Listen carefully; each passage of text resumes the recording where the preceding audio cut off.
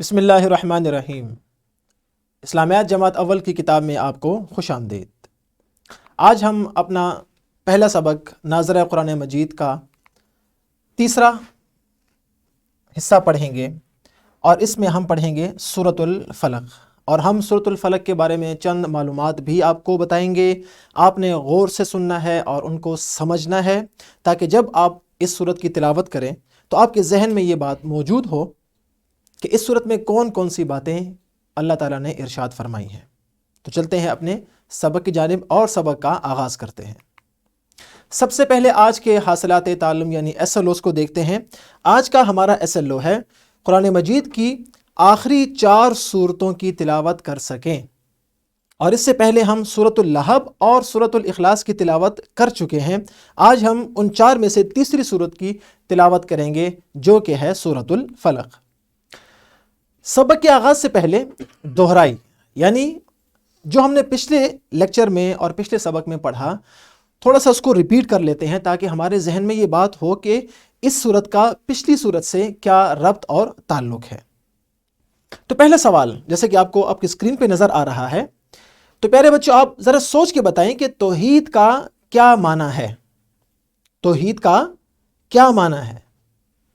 جیسے کہ ہم نے پچھلے لیکچر میں آپ کو بتایا کہ توحید کا معنی ہے اللہ تعالیٰ کو ایک ماننا، اللہ تعالیٰ کو اکیلا ماننا، اور اس بات پر یقین رکھنا کہ صرف اللہ تعالیٰ ہی عبادت کے لائق ہے، ہم اس کے علاوہ کسی کی عبادت نہیں کرتے۔ ہم ہر مصیبت میں، ہر مشکل اور ہر تکلیف میں صرف ایک اللہ تعالیٰ ہی سے مدد مانگتے ہیں۔ اسے کہتے ہیں عقیدہ توحید۔ دوسرا سوال، سورۃ الاخلاص کو سورہ توحید کیوں کہا گیا؟ جیسے کہ ہم نے آپ کو پچھلی سورت میں بتایا، سورۃ الاخلاص میں، کہ سورۃ الاخلاص کے 2 نام ہیں، سورۃ الاخلاص اور سورہ توحید۔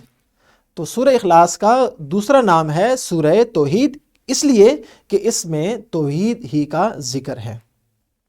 اور اگلی بات، سورۃ الاخلاص کی پہلی آیت سنائیں۔ اساتذہ کرام، یہاں پر یہ ویڈیو روک کر طلبہ سے باری باری یا سورۃ الاخلاص کی ایک آیت سنیں، یا پوری سورت سنیں، یا جو بچہ اپنی خوشی سے یہ سورت یا اس کی جو آیت درست انداز سے سنانا چاہتا ہے، وہ سورت یا آیت اسے سنیں۔ تو جیسے کہ آپ نے باری باری سورۃ الاخلاص کی تلاوت کی اور اس کی کوئی نہ کوئی آیت سنائی، اب ہم آگے چلتے ہیں اور دیکھتے ہیں کہ آج ہم کون سی سورت پڑھیں گے۔ سورۃ الاخلاص قرآن مجید میں سورۃ الفلق سے پہلے آتی ہے، اس لیے ہم نے پہلے سورۃ الاخلاص کو پڑھا اور اس کے بعد سورۃ الفلق آتی ہے، لہٰذا آج ہم اس سبق میں سورۃ الفلق کی تلاوت کرنا سیکھیں گے اور اس کے بارے میں چند اہم معلومات بھی آپ کو دیں گے۔ سب سے پہلے سبق کے آغاز سے قبل از پڑھائی کے کچھ سوالات، تاکہ ہم سبق کی جانب جلدی سے چلے جائیں اور اس سے پہلے ہمارے ذہن میں اس کا نقشہ بن جائے کہ آج ہم کیا پڑھنے لگے ہیں۔ دیکھیں، آپ ذرا سوچ کے بتائیں کہ ہم کس کی عبادت کرتے ہیں؟ بالکل ٹھیک، ہم صرف ایک اللہ تعالیٰ کی عبادت کرتے ہیں۔ تو جب ہم صرف ایک اللہ تعالیٰ کی عبادت کرتے ہیں تو اگلا سوال یہ ہے کہ ہم اللہ تعالیٰ ہی سے پناہ مانگتے ہیں۔ کیوں؟ اس کی کیا وجہ ہے کہ ہم صرف اللہ تعالیٰ ہی سے ہر مشکل، ہر مصیبت اور ہر تکلیف میں پناہ مانگتے ہیں کہ اے اللہ تعالیٰ، آپ ہی ہمیں اس مشکل، اس تکلیف اور اس مصیبت میں پناہ دیجئے؟ اس لیے کہ وہ سب سے طاقتور ہے، اللہ الصمد ہے، ولم یلد ولم یولد ہے، اور اس کا کوئی ہمسر بھی موجود نہیں ہے، اس لیے وہ اتنا طاقت والا، اتنی قدرت والا، اس لیے ہم اللہ تعالیٰ ہی سے پناہ مانگتے ہیں کہ وہ ہمیں ہر چیز کے شر سے، اس کی تکلیف سے ہمیں بچائے۔ اور اگلا سوال، ہمیں ہر برائی اور مصیبت سے کون بچاتا ہے؟ بالکل ٹھیک بتایا آپ نے، ہمیں ہر برائی سے اللہ تعالیٰ ہی بچاتا ہے، ہمیں ہر مصیبت سے اللہ تعالیٰ ہی بچاتا ہے، ہمیں ہر شر سے، ہر اذیت سے اور ہر برائی سے، ہر مصیبت سے اللہ تعالیٰ ہی بچاتا ہے۔ اس لیے ہم اللہ تعالیٰ ہی سے دعا کرتے ہیں کہ اے اللہ تعالیٰ، آپ ہی ہمیں ہر تکلیف اور مصیبت سے بچائیے۔ اب ہم چلتے ہیں اسلامی نقطہ نظر اس صورت کے حوالے سے۔ آپ کے سامنے حدیث آپ کو نظر آ رہی ہے، آپ صلی اللہ علیہ وآلہ آلہ وصحابہ وسلم نے فرمایا اللہ تعالیٰ کے پاس نفع دینے والی کوئی صورت قل اعوذ برب الفلق سے زیادہ نہیں۔ نیچے کتاب کا حوالہ بھی موجود ہے۔ یعنی اللہ تعالیٰ نے ہمارے لیے سب سے مفید جو صورت بنائی ہے وہ کون سی ہے؟ سورۃ الفلق۔ آپ اس کو صبح اٹھ کر پڑھیں، شام کو پڑھیں اور رات سونے سے پہلے پڑھیں۔ اللہ تعالیٰ آپ کو ہر مصیبت سے، ہر شر سے، ہر تکلیف سے اور ہر پریشانی سے انشاءاللہ تعالیٰ آپ کو محفوظ رکھے گا۔ کیوں؟ اللہ تعالیٰ کے پاک نبی صلی اللہ علیہ وآلہ آلہ وصحابہ وسلم نے خود فرما دیا، اپنی پاک زبان سے، مبارک زبان سے فرما دیا کہ اس سے زیادہ فائدہ مند چیز تو ہے ہی کوئی نہیں۔ تو یہ صورت آپ نے روزمرہ زندگی میں ضرور تلاوت کرنی ہے، اس لیے کہ اس کے بہت سے فضائل احادیث میں موجود ہیں۔ سورت کا مضمون، چلتے ہیں سورت کے مضمون کی جانب اور یہ دیکھتے ہیں کہ سورۃ الفلق میں کن چیزوں کا ذکر ہے۔ سب سے پہلی بات، فلق کا معنی ہے صبح، یعنی صبح کا وقت۔ جیسے دیکھیں سورۃ الفلق، نام کیا ہے؟ سورۃ الفلق۔ تو اس فلق کا معنی کیا ہے؟ اس کا معنی ہے صبح کا وقت۔ اور اس سورت میں کن اشیاء سے، کن چیزوں سے پناہ مانگی گئی ہے؟ تو یاد رکھیں اس صورت میں مختلف نقصان دہ اشیاء سے اللہ تعالیٰ کی پناہ مانگی گئی ہے۔ اور یاد رکھیں کہ ہمیں نقصان دہ اشیاء سے بچنا چاہیے اور اللہ تعالیٰ سے دعا کرنی چاہیے کہ وہ ہمیں ان اشیاء کے نقصان سے اور ان اشیاء کے شر سے محفوظ فرمائے۔ ہم خود بھی کوشش کریں گے کہ ہم نقصان دہ اشیاء کے پاس نہ جائیں، لیکن ہماری کوشش کافی نہیں ہوتی۔ ہمیں ہر مصیبت سے، تکلیف سے، اذیت سے، شر سے بچانے والا کون ہے؟ ایک اللہ تعالیٰ ہے، محض اللہ تعالیٰ ہے۔ ہمیں اس سے دعا بھی کرنی چاہیے کہ ہمیں ہر شر سے بچا کے رکھ۔ اب دیکھیں سورۃ الفلق کا مضمون۔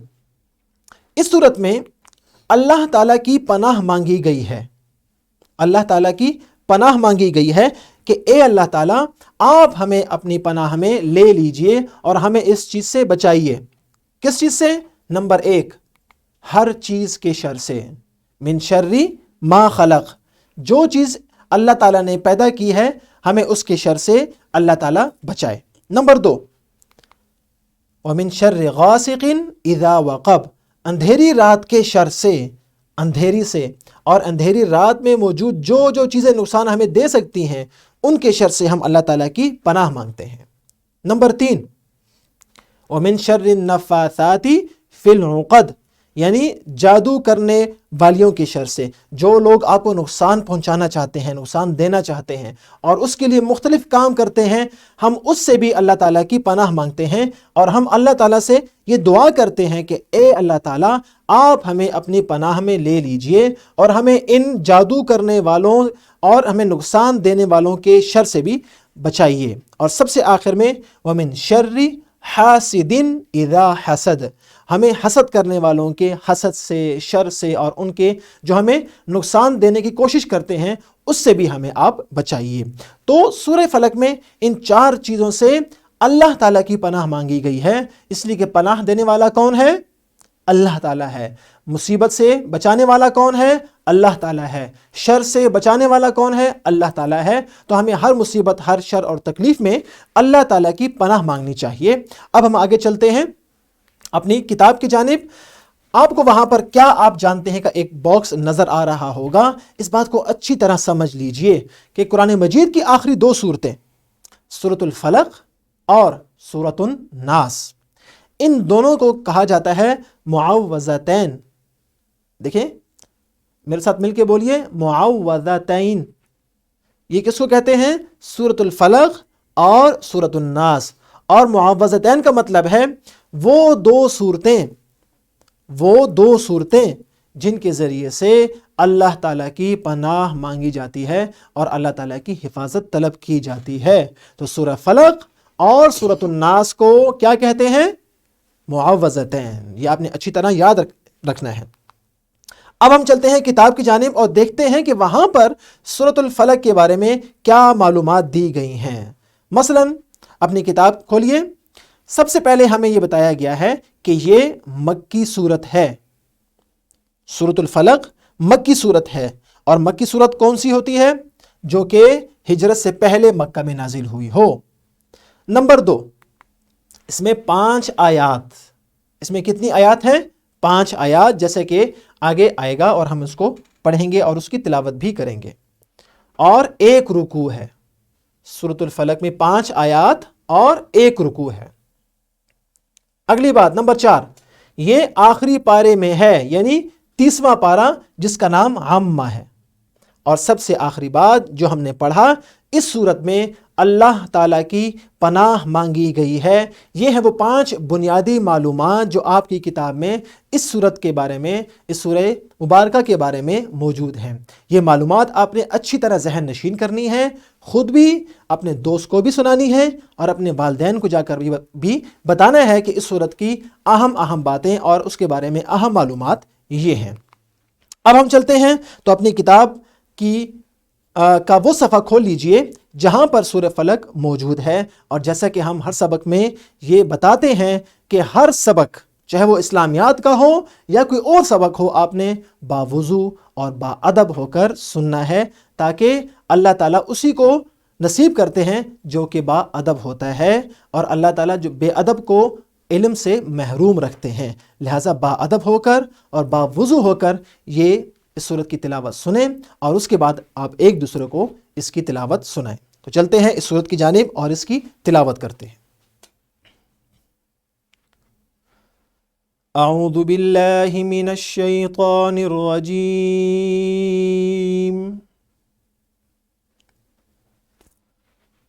بسم اللہ الرحمن الرحیم،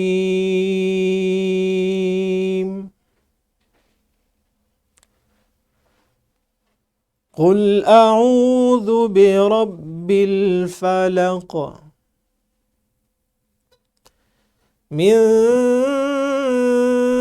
شر ما خلق ومن شر غاسق اذا وقب ومن شر النفاثات في العقد ومن شر حاسد اذا حسد صدق اللہ العظیم۔